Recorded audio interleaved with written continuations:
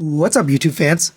Today we're going to take a look at the Keats Fantasy Club Rhinohorn 2.0 and Ironpaw 2.0, their version of Masterpiece Scale Ramhorn and Steeljaw.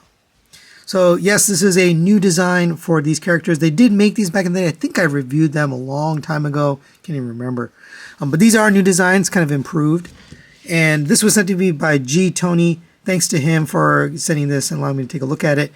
Also, thanks to him for pointing out I had it mistransformed. I sent him a picture and he pointed out to me. I'm glad he did because I would have had it mistransformed for this review.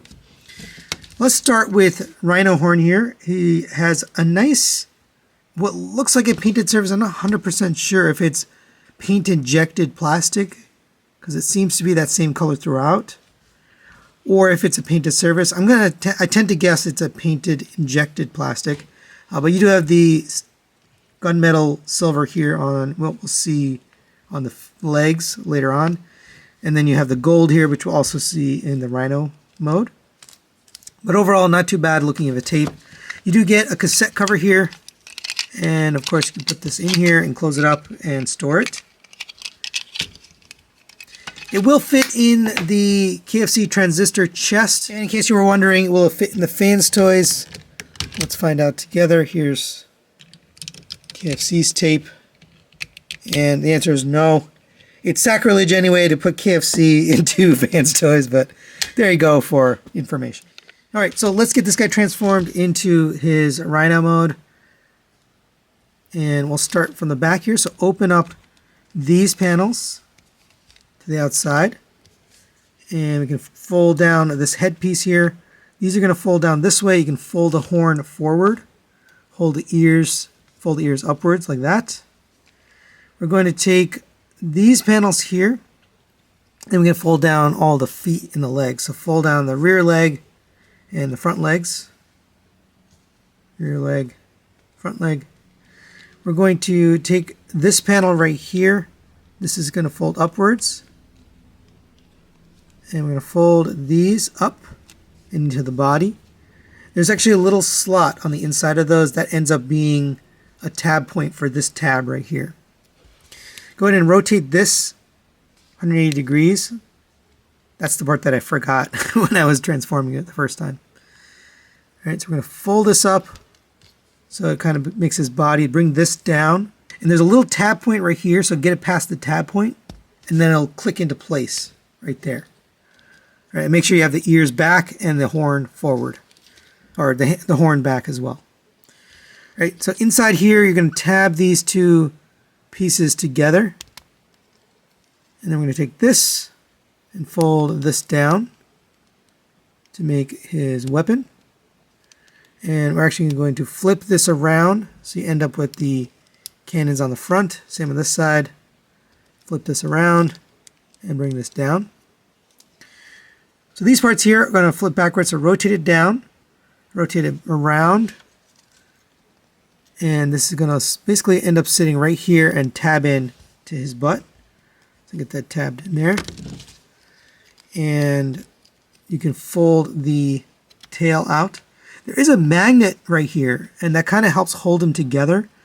It's really the pegs that I showed you earlier that are holding it the most, but the magnets also help hold it. So same thing on the side, fold this down, rotate this back, fold out your tail, and then tab this in right here.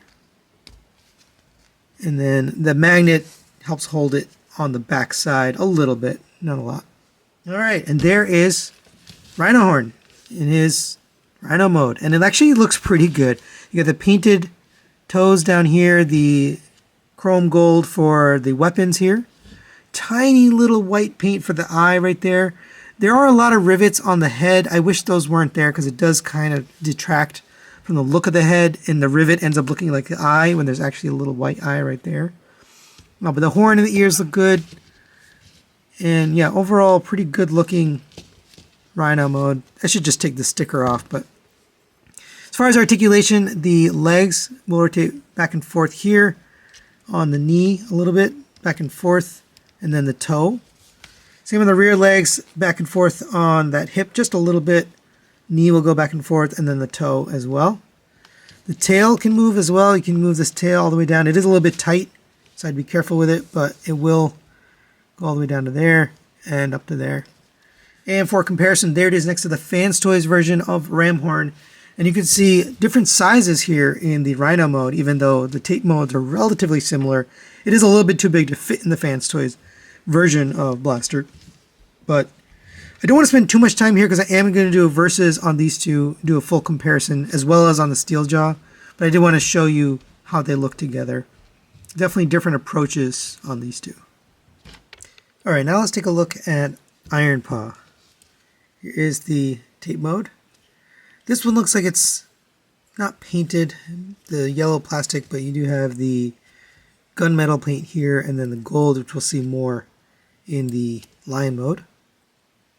This also fits in the tape cover just like the other one, and will fit into KFC's Transistor, their version of Blaster. You see Paso 1 still. Alright, let's get it transformed, since that's important here. I recommend a spudger just for this first step. It's kind of hard to get in here. There's a little slot here, but I can't get my fingernail in there. So pull out these legs and rotate them out to the side. Then we're going to take these, unpeg them. They're pegged in right here. So fold these up. Take these panels here. The first time you do it, it feels very tight, like it's going to break, but that is how you transform it. So you want to fold those down. And you want this like that. Right. Then we're going to take this panel here, and it's like underneath this circle piece. You're going to fold this, and it's that little circle is pegged in right here. It's just kind of friction fit, so that's what you're removing. So same on this side, move that friction fit piece. Rotate here 180 degrees, so it ends up on the other side. And now we'll take care of this. So we're going to open up this panel here and all the way out to here. I'm going to take this. This is going to fold downwards and end up plugging in here. It doesn't really peg in very securely, but that's where it's supposed to go. And then you want to get this head rotated, and you do have to get it over these legs, and it can be a little bit of a challenge, but fold the head up on both sides and close the mouth down. Then we'll bring this together on both sides, and it will tab together. The head has a little tab to attach it, but I find that it's not a perfect fit. I mean, there's something kind of preventing it from going perfectly flat. So that's kind of the best I can get it. You can see there's still a little bit of a gap, but it doesn't really matter how tight I push it. Anyway, you can take these arms, straighten these up, and get that down like this. And that's basically the front. So let's take care of the back. Fold the legs out. And position them like this. I'm going to rotate these legs downwards, so they sit like that, and we can kind of straighten this out. Right here you have the tail, so you can just fold the tail back like that, and then we'll take care of these. So these are going to fold forward, and we're going to take this panel right here, fold that down, tab it in here, and then we're going to take the wing, which is on the inside, and fold that wing back.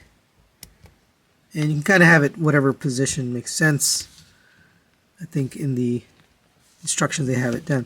Now make sure it says a double hinge here. So make sure this hinge comes all the way flat like that.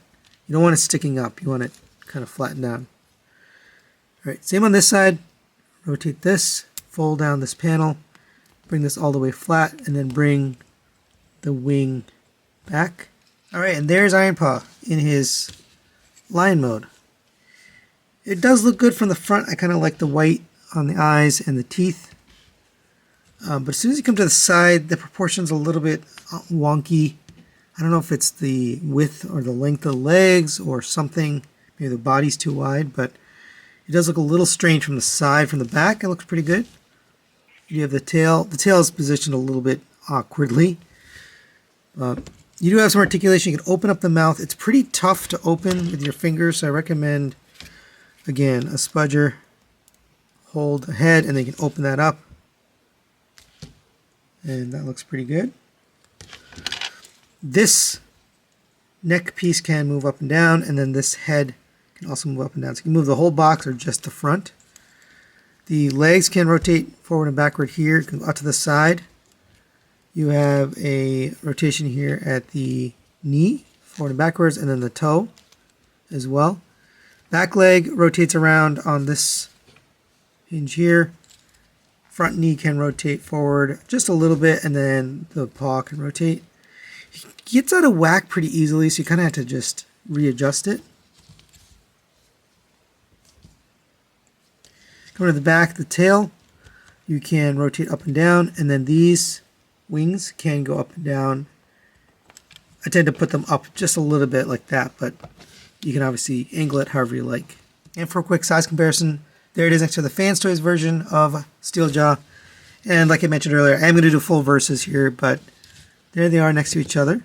Again, different approaches in the overall proportions and look, but there you go.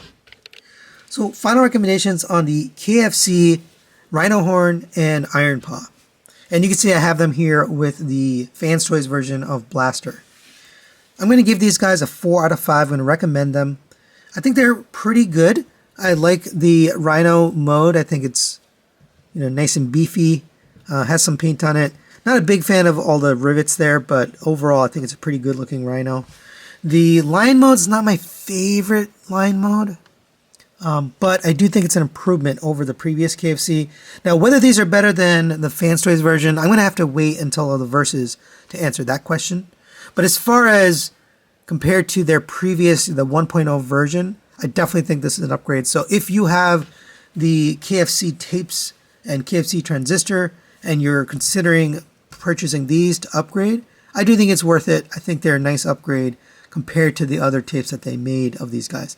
If you're looking at the Fans Toys versions and comparing to this, check out my verses that'll be coming up shortly, probably a day or two after this video. And hopefully this video helped you. Thanks to G Tony for sending these for review. Thanks for watching, and we'll see you next time.